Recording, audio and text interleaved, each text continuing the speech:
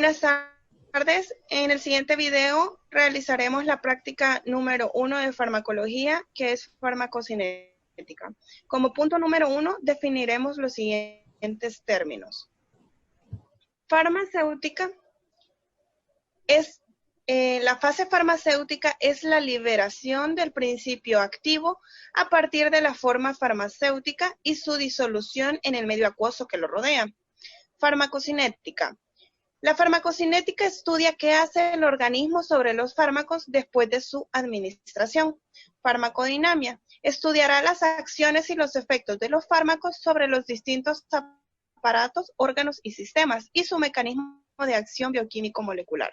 La absorción es el traslado de un fármaco desde su sitio de administración hasta el compartimento central.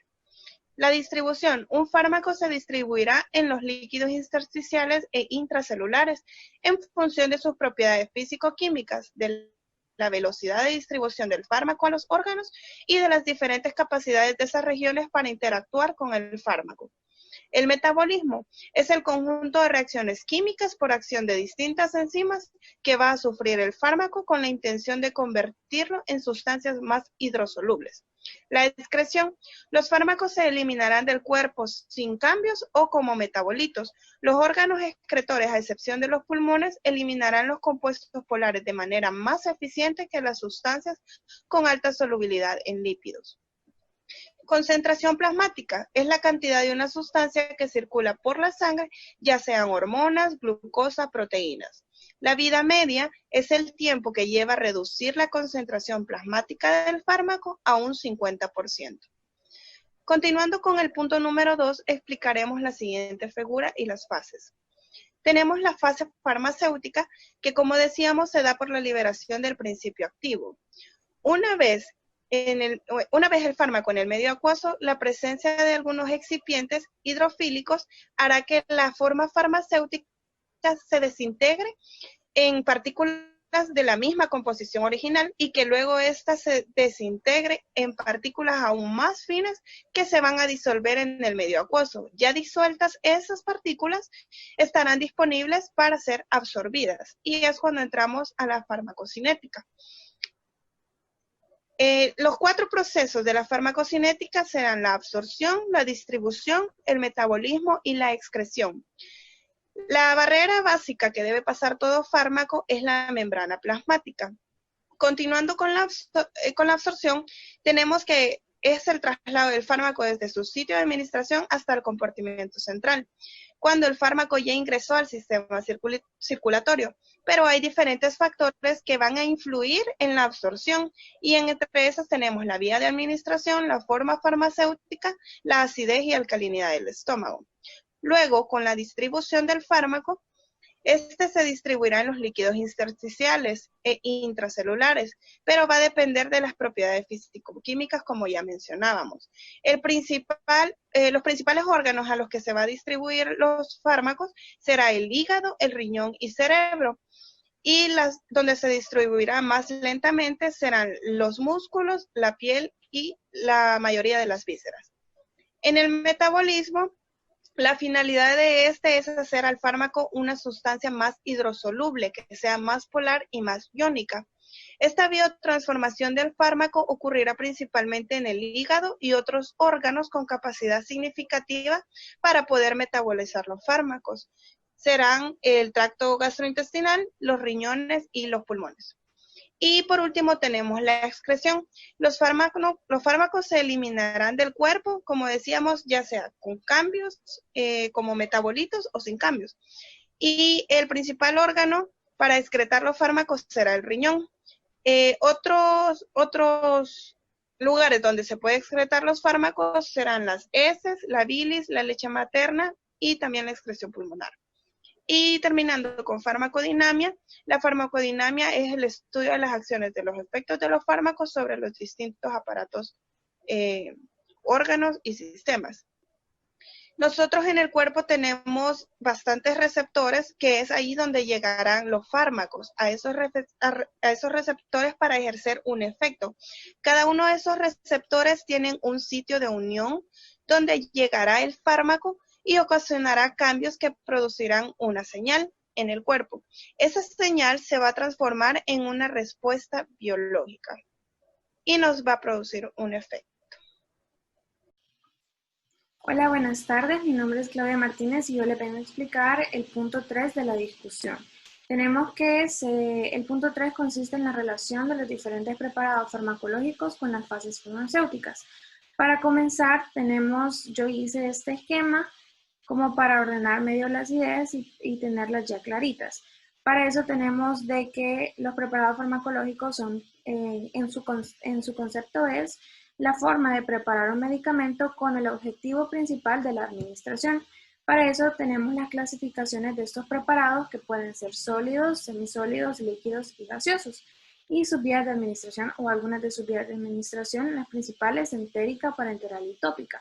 Ahora, en las fases farmacéuticas nosotros tenemos que consiste en la desintegración de la forma farmacéutica y la disolución de la droga. Para eso se da un proceso que es la liberación. Este proceso básicamente es el paso del fármaco, la forma del fármaco que lo contiene hacia su lugar de absorción. Y tenemos 3 etapas. La desintegración, la disgregación y la disolución. En este esquema que se ve aquí, que es un dibujito, se puede relacionar como, por ejemplo, con un preparado farmacológico sólido. Tenemos que se da la desintegración, o sea, la fragmentación de ese fármaco para producir partes más pequeñas. Estas partes se le pueden llamar gránulos, pero aún siguen siendo un poquito más grandes de lo que el cuerpo necesita para poder absorberse. Entonces se da una disgregación. Esta disgregación lo que hace es gránulos disgregados y estos gránulos ya van a estar listos para la disolución, que es básicamente convertir el fármaco en solución para que se pueda absorber. Entonces, según los ejemplos que tenemos por las diferentes formas farmacológicas, podemos tener que los fármacos sólidos pueden ser tanto las pastillas en gel, también podemos tener las tabletas, las cápsulas, entre otros. Tenemos los comprimidos, como habíamos mencionado. La desintegración se produce primero, que es la fragmentación de la forma farmacéutica en pequeñas partes o gránulos. Después tenemos la disgregación, que estos gránulos se van a convertir en gránulos disgregados listos para dar una disolución y que se dé un fármaco en solución. Entonces, este fármaco en solución ya va a estar listo para su absorción y llegar al torrente sanguíneo. Ahora, en las formas gaseosas y líquidas no pasan estas etapas. ¿Por qué? Porque, digamos, en el aerosol, yo puse ejemplo del aerosol en los gaseosos, y lo que pasa ya tiene una consistencia líquida, ya es un fármaco en solución, o sea que ya va a llegar a la absorción. Igualmente pasa en el jarabe, que es el ejemplo que tomé para los líquidos, que ya está en solución. Entonces ya solo necesita llegar a la absorción para llegar al torrente sanguíneo. También aquí puse algunos ejemplos en los que se daba o no se daban las fases, y básicamente eso es todo. Muchísimas gracias. Buenas tardes, me toca realizar el ítem 4, que prácticamente vamos a hacer una gráfica de concentración plasmática de tiempo relacionada a la farmacocinética, y también vamos a hacer otra gráfica de la administración de los fármacos según sus vías. Vamos a empezar con la primera. Vemos esta gráfica que aquí se está dando el periodo de absorción llegando a su punto máximo. Del punto máximo la línea va disminuyendo debido a que se está metabolizando y distribuyendo a los organismos. En la otra gráfica vemos la vía intravenosa, intramuscular, subcutánea y oral. En la vía intravenosa su concentración plasmática aumenta casi instantánea, pero también disminuye rápido. En la intramuscular su concentración plasmática va incrementando poco a poco a llegar a su punto máximo y bajando para su metabolismo y su eliminación. En la subcutánea es un poco más estable, va aumentando poco a poco, pero también así va disminuyendo para su eliminación. En la oral podemos ver que también es algo constante, va llegando a su punto máximo en esta parte de acá y acaba decayendo para su eliminación. Gracias. Mi nombre es Sergio Martínez y yo les voy a hablar acerca del ítem 5, que es mención de los factores que influyen en la absorción de un medicamento y cómo lo hacen. Entre los factores tenemos las características físico-químicas del fármaco.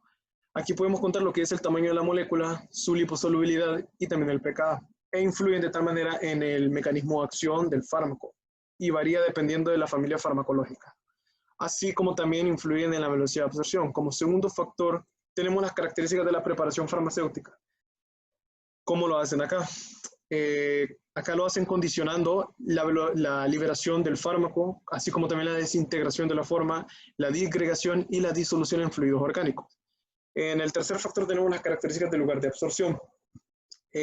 Aquí es muy importante lo que es el pH del medio, el sitio de absorción, el grosor de la membrana plasmática que debe atravesar el fármaco y el flujo sanguíneo que contiene el gradiente de concentración. En el cuarto factor tenemos la depuración presistémica, que esto no va a estar presente siempre, ya que solamente se da en aquellos fármacos que no son administrados por vía intravascular, como por ejemplo los fármacos administrados por vía oral, que tienen una alta probabilidad de sufrir una absorción incompleta, es decir, que se degraden antes de llegar a la circulación sistémica, ya sea degradándose por el pH ácido del estómago o por las bacterias de la luz intestinal. Y como último tenemos la vía de administración, que es muy importante y al igual que las características físico-químicas del fármaco, condicionan principalmente la velocidad en la que el fármaco se va a absorber. Como por ejemplo un fármaco administrado por vía oral debe sufrir un metabolismo previo antes de ser transportado por todo el organismo, a la cual ese metabolismo se le conoce como efecto de primer paso. Mi nombre es Lucas Martelli y vengo a hablarles al respecto de la sexta pregunta. Para esta pregunta tenemos que ver este gráfico. Este representa 3 curvas con diferente biodisponibilidad y al mismo tiempo podemos plantearla como un ejemplo, en la cual dice 3 diferentes pacientes han recibido 3 dosis diferentes del mismo fármaco. En la primera curva podemos ver de que el primer paciente ha recibido una dosis menor a la recomendada. Esto lo llamaremos nivel de insuficiencia y en este caso lo que podría suceder es de que la mayoría o la totalidad del fármaco no sean absorbidos por el cuerpo y por ende no tengan ninguna utilidad en el mismo. En la segunda curva podemos ver que el segundo paciente ha recibido la cantidad recomendada del fármaco, por ende se encuentra en un nivel terapéutico. En este caso, la cantidad del fármaco que ha recibido va a ser absorbida por el cuerpo y al mismo tiempo pues pueda tener la utilidad estimada o esperada en su organismo y obtenga todos los beneficios. En la tercera curva podemos ver que esta se encuentra en un nivel tóxico. Esto podría deberse a diferentes causas, por ejemplo, una sobredosis accidental de parte del paciente al consumir el fármaco más de una vez al día o más veces de las que les toca al día. También puede deberse a un índice farmacéutico muy bajo. Esto significa que la cantidad del fármaco del nivel terapéutico también es muy cercana a la cantidad del nivel tóxico y por ende es muy fácil pues cometer el error de tener una sobredosis de este. Y en el tercer caso, este es muy raro que suceda, pero puede darse, es de que el médico realice una mala praxis y dé una dosis recomendada del fármaco aún mayor de la estimada para el paciente. En este caso, normalmente tiene efectos adversos sobre el organismo y puede causarle daño al consumidor. Mi nombre es Irma Elena Martínez Mangandi y voy a hablar sobre el objetivo número 7. Esto nos pide que expliquemos en qué consiste la distribución de un medicamento y qué factores afectan al mismo. Primero debemos de hablar que la distribución de fármacos es el proceso mediante el cual el fármaco abandona reversiblemente el torrente sanguíneo y penetra en el espacio intersticial para después entrar en las células de los tejidos. En resumen, es el que permite el acceso del fármaco a los órganos en donde va a realizar su acción y luego a los órganos que lo van a excretar de nuestro organismo. El fármaco se distribuye en los principales compartimientos del organismo en función de sus propiedades físico-químicas, como por ejemplo, el fármaco con alto peso molecular y que se une a una proteína plasmática es demasiado grande como para salir por las uniones endoteliales de los capilares, entonces se va a distribuir en el plasma. El fármaco con bajo peso molecular e hidrófilo no va a poder atravesar las membranas lipídicas de las células, entonces se va a distribuir en el líquido extracelular. Luego, el fármaco con bajo peso molecular e hidrófilo, va a poder atravesar las membranas celulares entonces y va a poder llegar al líquido intersticial, mientras que la grasa sirve como un depósito para fármacos liposolubles. Ahora, vamos a hablar sobre los factores que modifican el volumen de distribución. Entre estos vamos a encontrar cambios en la composición corporal y la concentración de proteínas plasmáticas. Cambios en la composición corporal, por ejemplo, en recién nacido tiene un mayor porcentaje de agua corporal, lo que significa un mayor volumen de distribución para fármacos hidrófilos y menor para los lipófilos. Esto sería al revés con los ancianos. Y la concentración de proteínas plasmáticas, si esta concentración disminuye, entonces aumenta el fármaco libre y por lo tanto también va a aumentar el volumen de distribución. Ahora, vamos a hablar de lo que nos pide específicamente el objetivo, los elementos de los que depende la velocidad de distribución y el grado de distribución. Estos van a ser los siguientes: el flujo sanguíneo. En hígado, riñones y encéfalo hay un mayor riego sanguíneo, por lo que debe de haber una mayor distribución del fármaco, mientras que en músculo, piel, vísceras y grasa va a haber un menor riego sanguíneo, por lo que va a haber una menor distribución del fármaco.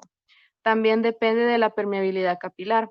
Esta está determinada por su estructura y por la naturaleza química. La estructura de los capilares varía. Por ejemplo, en hígado y en vaso, la estructura de los capilares es discontinua, entonces permite el paso de proteínas plasmáticas, mientras que en el cerebro la estructura es continua y no existen uniones separadas. Y por la naturaleza química del fármaco, por ejemplo, la distribución a través de la barrera hematoencefálica, los fármacos que son liposolubles pueden penetrar fácilmente el sistema nervioso central, mientras que los que son polares no suelen atravesar el sistema nervioso central. También depende de la unión de fármacos a proteínas plasmáticas. Esto es lo que van a hacer, es que van a secuestrar los fármacos, convirtiéndolos en no difusibles y haciendo más lenta su salida del compartimiento vascular. La principal proteína plasmática es la albúmina. Luego también va a depender de la unión a proteínas tisulares, que es cuando el fármaco se une a los tejidos. El objetivo 8 nos pide que expliquemos las vías del metabolismo de los fármacos. La mayoría de los agentes terapéuticos que son liposolubles no pasan fácilmente el entorno acuoso de la orina. Entonces, el metabolismo de los fármacos para producir metabolitos más hidrófilos es esencial para su eliminación renal del organismo. Entonces, el metabolismo de los fármacos es la modificación de la estructura química de un fármaco por acción de las enzimas que se encuentran dentro de nuestro organismo para dar lugar al metabolito. Los tres aspectos esenciales del metabolismo de los fármacos son los que se ven reflejados en este esquema. Primero, la cinética de primer orden. Esta es catalizada por acción enzimática y esta nos dice que la cantidad del fármaco metabolizado por unidad de tiempo es proporcional a la concentración plasmática del fármaco y la concentración del fármaco limitada por el metabolismo es constante. Luego tenemos la cinética de orden cero. Esta se da cuando la capacidad metabólica está saturada. Se metaboliza una cantidad constante de fármaco por unidad de tiempo y la velocidad de eliminación es constante y no depende de la concentración del fármaco. Luego tenemos la biotransformación. Esta nos va a transformar moléculas lipófilas en moléculas más polares a través de dos fases. La fase 1, que convierte las moléculas lipófilas en moléculas más polares al introducir un grupo funcional polar, ya sea hidroxilo o el grupo amina. Las reacciones de la fase 1 que intervienen con más frecuencia en el metabolismo de los fármacos son catalizadas por el sistema citocromo P450. En el proceso de oxidación, los fármacos se unen a la forma oxidada del citocromo P450 y luego se introduce el oxígeno a través de una reacción de reducción acoplado con la NADPH citocromo P450 óxido reductasa. Entonces, luego de la fase 1, el fármaco puede activarse, permanecer o inactivarse. Luego la fase 2, que son conjugaciones del producto de la fase 1 con una segunda molécula. Si el metabolito resultante de la fase 1 no es lo suficientemente polar para poder excretarse por los riñones, entonces una reacción posterior de conjugación con un sustrato endógeno da lugar a complejos más polares, es decir, más hidrosolubles para que puedan ser excretados fácilmente, ya sea por el riñón o por la bilis. Bueno, para finalizar, aquí tenemos la bibliografía utilizada. Además de eso, se habían incluido algunas otras bibliografías a pie de página en algunas diapositivas que eran de algunas de las imágenes que también utilizamos.